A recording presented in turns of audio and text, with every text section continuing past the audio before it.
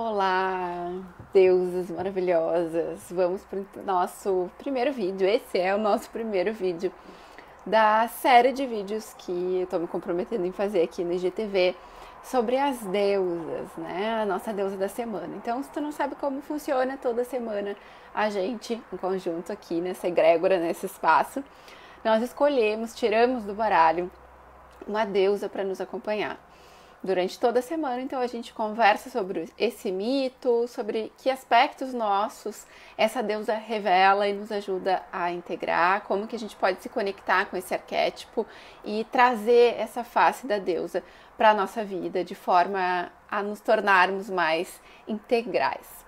Então vamos lá. Tá sendo bem especial para mim começar com a deusa de hoje, que é a deusa Hestia, porque é uma deusa que fala muito com a minha verdade, com a minha missão de vida, com aquilo que eu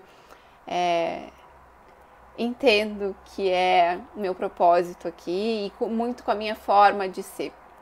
Então tá sendo bem gostoso. Vamos lá. Tô com uma colinha aqui do lado, então vocês vão ver que eu tô olhando aqui, fiz um roteiro para tentar não divagar muito, não deixar esse vídeo muito longo.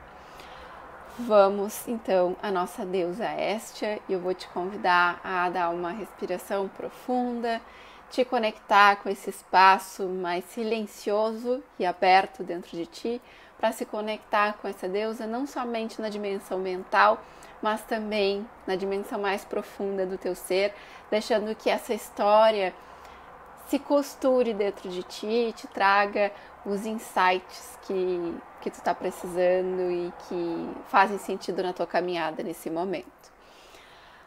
Hestia, então, é uma antiga deusa grega, muito antiga. Ela faz parte do que se chama a primeira geração olímpica.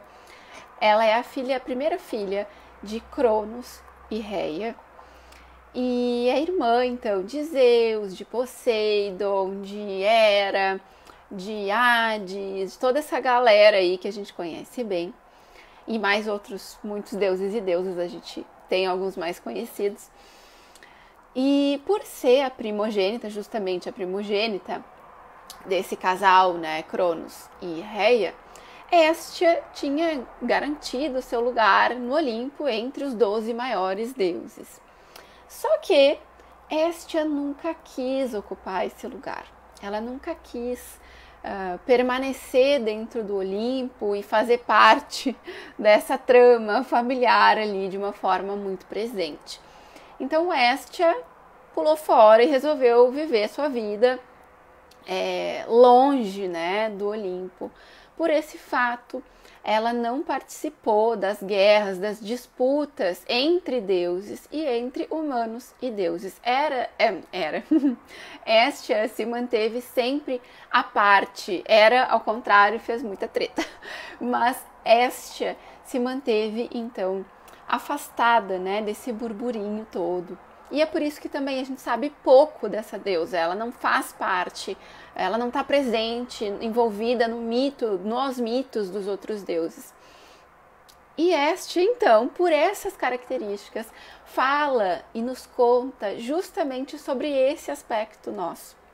Esse aspecto dentro da gente que não tem absolutamente nada a ver com o mundo externo, que não se envolve e que não se deixa misturar com o mundo externo.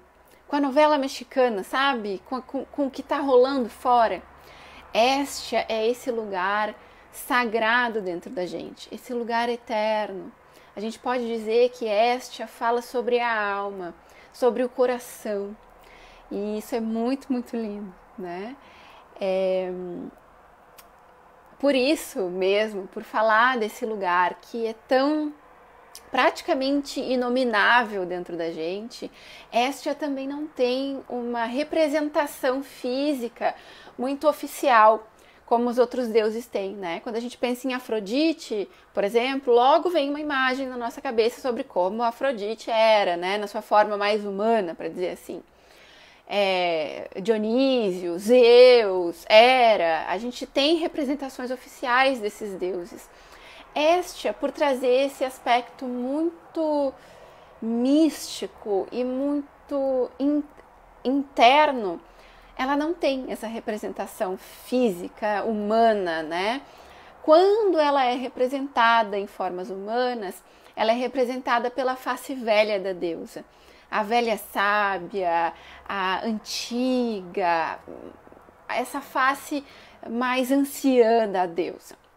Mas de forma geral, Hestia, ela é simbolizada por um fogo, principalmente o fogo da lareira, principalmente mais ainda o fogo das lareiras circulares. Por quê? O círculo é o símbolo justamente desse aspecto nosso que é eterno, que não tem começo nem fim, que Jung chama de self, né?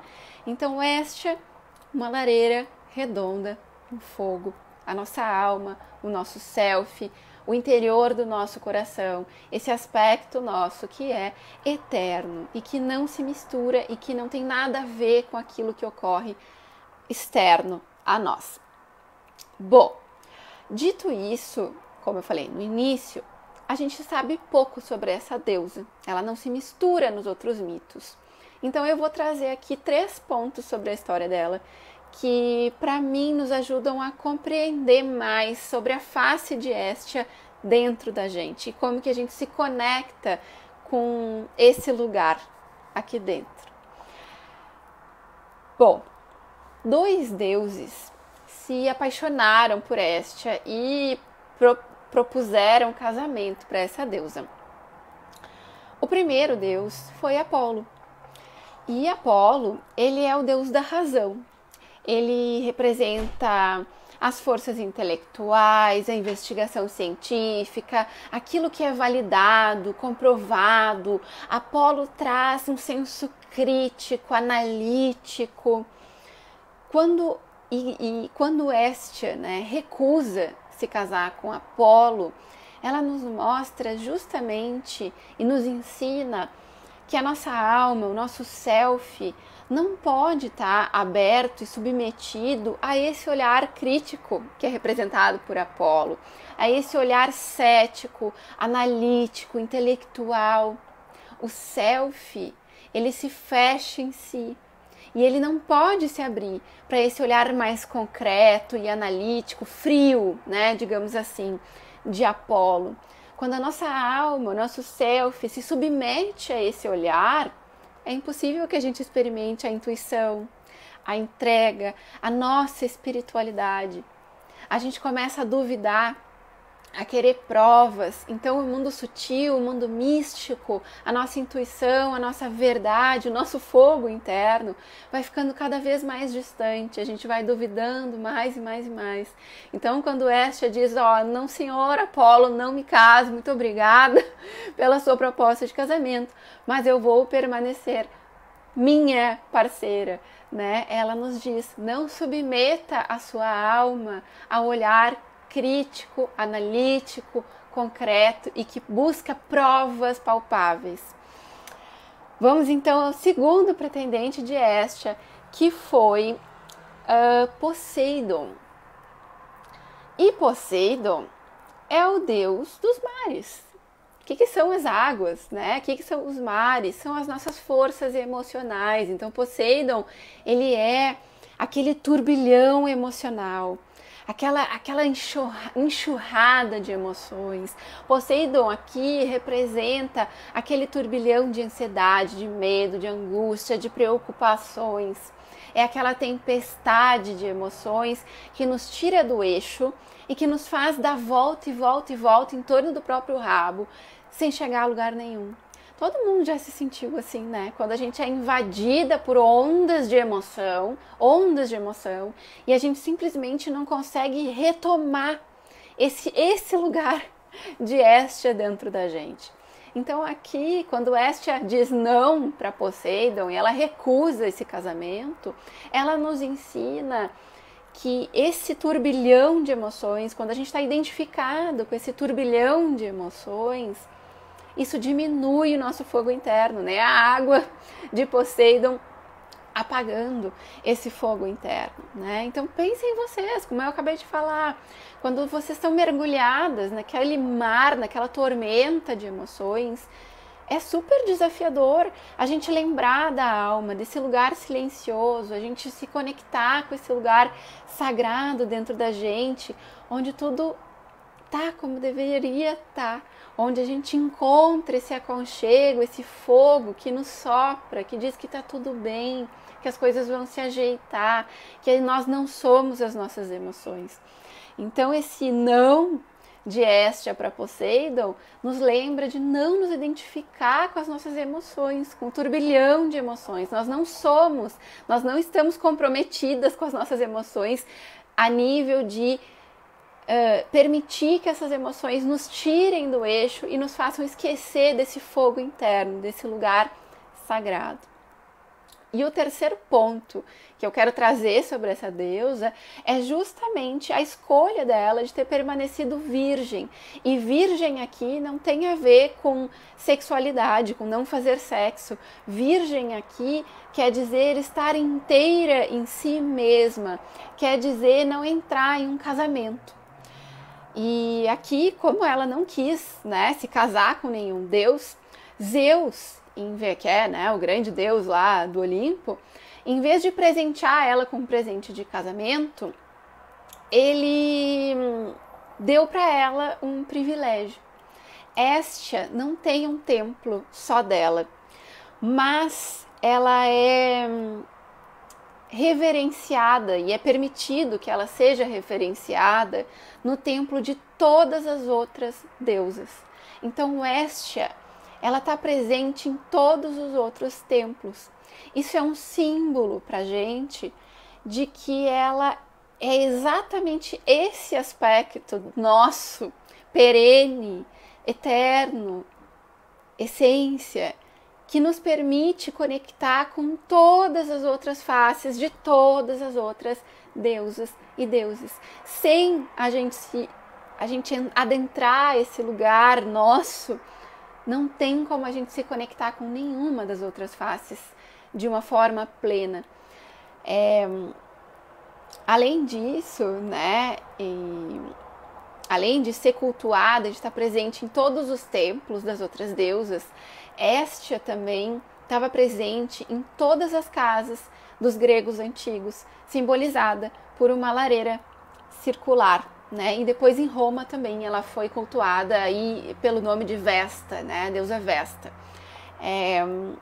Mas então todas as casas, todos os templos, inclusive as cidades, as praças das cidades, tinham uma lareira que deveria permanecer sempre acesa, simbolizando então a interioridade, a sacralidade, a proteção e a sabedoria dessa deusa. Se considerava também que essa lareira acesa traria dentro de casa, né? Traria o calor, a sensação de lar, aqueceria os alimentos, então tem um link com a prosperidade, e aí olhando pra gente, né? O nosso fogo interno é o que materializa prosperidade na nossa vida. E teria esse fogo, né, o símbolo da vida espiritual dentro das famílias e no coração de todos os integrantes. A presença de Hestia sempre era solicitada nos acontecimentos importantes da vida grega. Então, sem o fogo sagrado dela, não haveria festas para a humanidade, porque ninguém poderia iniciar o primeiro e o derradeiro gole de vinho doce sem oferecer para a deusa da lareira. Quando ia ter um casamento, lá estava o fogo. A mãe da noiva também acendia uma tocha na sua casa e transportava, né, até a casa do casal, a nova casa, simbolizando, né, para que esse casal acendesse a primeira chama da sua lareira com a chama da casa, da lareira dos seus pais, né, simbolizando então essa linhagem, esse fogo sagrado que unifica tudo e todos, né? Que protege tudo e todos. Da mesma forma, cada cidade-estado grega também tinha uma lareira comum, com um fogo sagrado cultivado no edifício principal, ao redor da onde o povo, né, se reunia e lembrava dessa unidade. Então, o fogo de Hestia, o nosso self, a nossa alma, nos lembra que todos nós somos um, que existe um senso de comunidade, um senso de agrupamento, de calor humano, que a gente fala, né, que une todos. Então, um casal, uma família, quando saía de uma cidade para outra, chegava na nova cidade e pegava, né, uma chama desse novo fogo e passava então a fazer parte da comunidade, dessa comunidade, né? Então, Hestia tem uma associação em torno desse espaço sagrado, de um centro, um ponto de convergência, um ponto de aquecimento. Ela representa o espaço interior e está associada a valores da energia feminina, a importância do nosso santuário interior, da interiorização, para encontrar paz. O santuário da família, a fonte de calor, o sentimento de uma ligação básica com todos, entre todos. O fogo, então, como elemento e como símbolo, está associado à cor vermelha, menstruação, os ciclos do feminino, a criação da vida, ao verão, a estação do verão e ao nosso coração, a nossa chama do coração. Ora, esse fogo representa a paixão, ora ele representa o espírito, ou então o conhecimento intuitivo, o conhecimento intuitivo.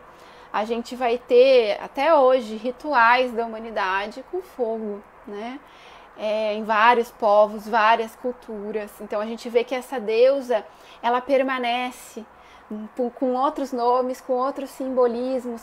Por quê? Porque ela representa um espaço, um lugar, uma face que é comum e perene para todos os povos, em todos os lugares do globo, né? O fogo é um elemento importante nos rituais, na manutenção da vida e até hoje, né?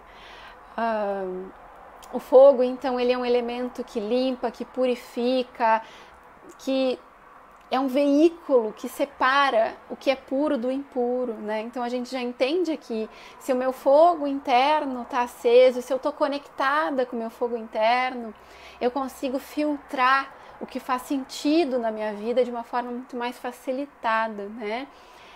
Ele traz uma visão compartilhada com a alquimia, então os alquimistas trazem e utilizam muito esse elemento na transformação dos processos. É isso, meus amores. O fogo, então, sempre nos ajudando a eliminar impurezas, contaminações, e tem um aspecto, então, de regenerar, de renovar, se conectar com essa deusa dentro da gente, com esse mito, é lembrar desse espaço sagrado, é nutrir a nossa lareira interna, é lembrar desse lugar nosso, que não tem nada a ver com o mundo externo, é lembrar de não subjugar a nossa alma, a nossa intuição, o nosso coração, ao olhar crítico, ao olhar que precisa de provas, né? E lembrar de não nos identificar com os turbilhões emocionais. Então, bom, é isso que eu tinha para hoje. Temos aí quase 20 minutos de vídeo. Eu espero que tu tenha chegado até o final daqui. Ao longo da semana, que já está quase no final, a gente vai falar um pouco mais sobre Hestia e te convido a compartilhar esse vídeo com quem tu acha que pode gostar desse conteúdo. Deixa aqui o teu comentário, me conta onde esse mito dessa deusa, onde essa deusa conversa contigo, e aproveita também, se tu deseja te conectar mais com esse espaço sagrado, a conhecer o e-book Ritualize.